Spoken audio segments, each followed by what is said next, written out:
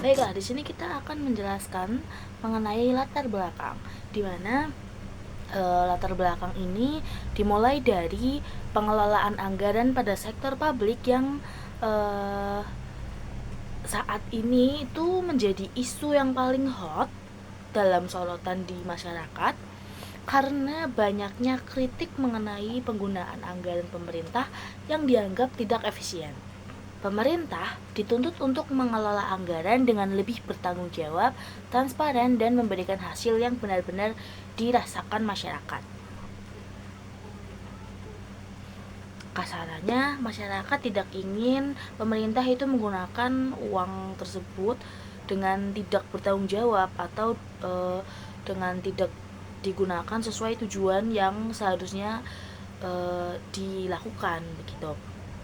Kemudian dengan itu pemerintah harus menunjukkan kinerja yang lebih terukur dengan mampu membuktikan bahwa anggaran yang digunakan benar-benar memberikan manfaat terutama kepada masyarakat karena ini ada dalam sektor publik. Munculnya reformasi administrasi publik yang kemudian melahirkan konsep New Public Management atau NPM. Dengan itu diharapkan pemerintah mampu mengurangi pemborosan, kemudian meningkatkan kualitas pelayanan, serta memastikan bahwa anggaran yang digunakan sesuai pada prioritas publik. Salah satu konsep evaluasi yang banyak digunakan dalam menilai kinerja anggaran adalah value for money atau VFM.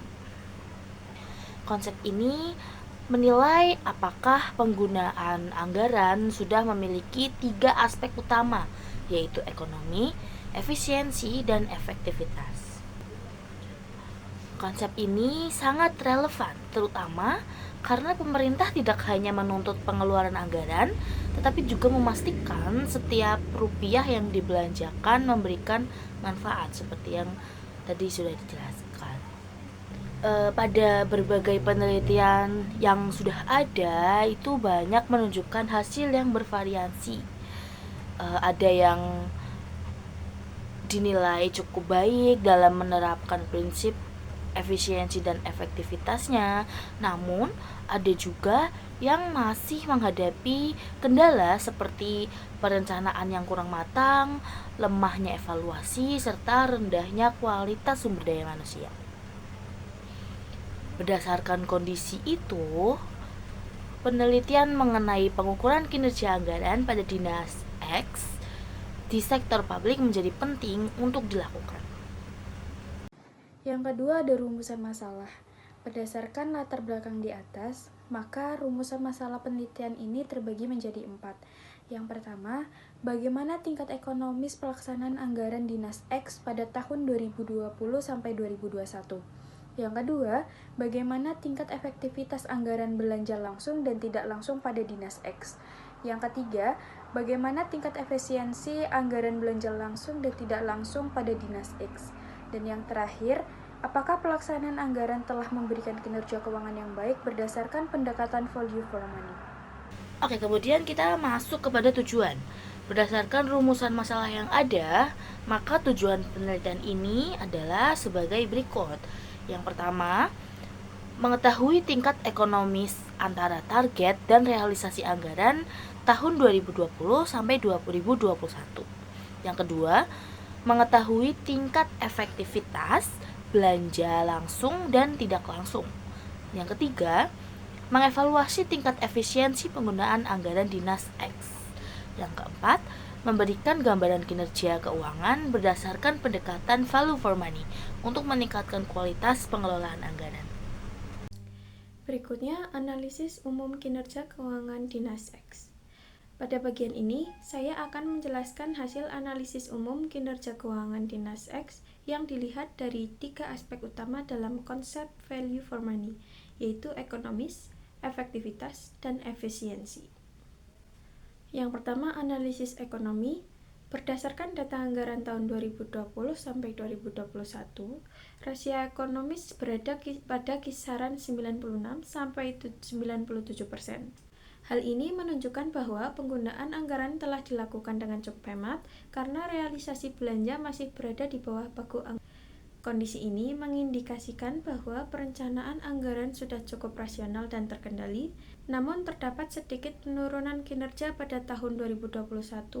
Penurunan ini menunjukkan perlunya evaluasi perencanaan anggaran agar penyusunan anggaran ke depan menjadi lebih akurat dan konsisten dengan kebutuhan nyata.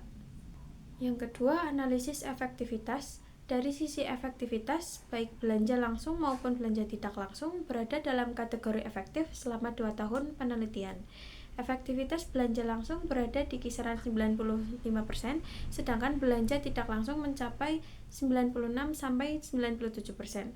Hal ini menunjukkan bahwa sebagian besar target kegiatan berhasil direalisasikan sesuai dengan rencana. Dinas X mampu melaksanakan program secara tepat waktu dan tepat sasaran. Namun demikian, adanya sedikit penurunan efektivitas pada tahun 2021 perlu menjadi perhatian agar peningkatan anggaran benar-benar diikuti oleh peningkatan kualitas output dan hasil kegiatan, bukan hanya peningkatan nominal belanja. Yang ketiga, analisis efisiensi. Pada analisis efisiensi, belanja langsung tergolong sangat efisien dengan rasio di bawah 60%. Artinya, Dinas X mampu menghasilkan output yang optimal dengan input atau biaya yang relatif kecil. Sementara itu, belanja tidak langsung masih termasuk dalam kategori efisien, namun mengalami sedikit peningkatan rasio yang menunjukkan kecenderungan menjadi kurang efisien.